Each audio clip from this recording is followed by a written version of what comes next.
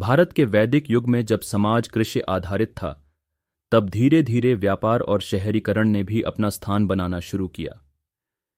यह वह दौर था जब जनपद महाजनपदों में बदल रहे थे, जनजीवन गांवों से शहरों की ओर बढ़ रहा था और अर्थव्यवस्था सिर्फ अनाज की अदला बदली तक सीमित नहीं रही।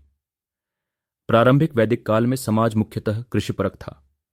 लोग गाय भैंस पालते थे, खेतों में अनाज उगाते थे और वस्तु विनिमय के माध्यम से व्यापार करते थे। लेकिन जैसे जैसे कृषि उत्पादन में वृद्धि हुई, अतिरिक्त अनाज और पशुधन को बेचना संभव हुआ।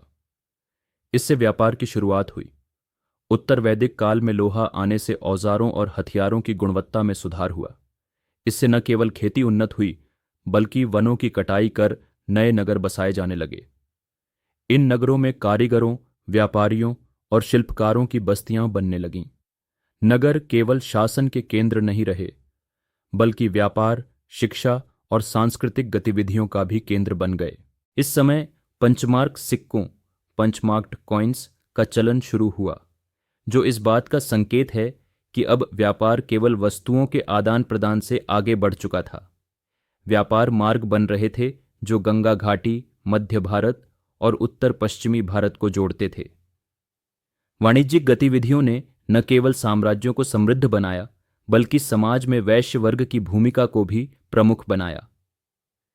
नगरीकरण का यह दौर एक सामाजिक क्रांति भी था, क्योंकि लोगों की जीवन शैली बदल रही थी। लोग अब स्थायी आवासों में रहने लगे थे, शिल्प और व्यवसायों में विशेषीकरण हो रहा था और शिक्षा तथा संस्कृति के केंद्र उभर रहे थे। इस प्रक्रिया ने भारत को एक संगठित सभ्यता की ओर अग्रसर किया। अगर आपको यह यात्रा रोचक लगी हो तो वीडियो को लाइक करें और बने रहें इंडिया इन 5 मिनट्स के साथ, क्योंकि यह तो बस शुरुआत है। धन्यवाद।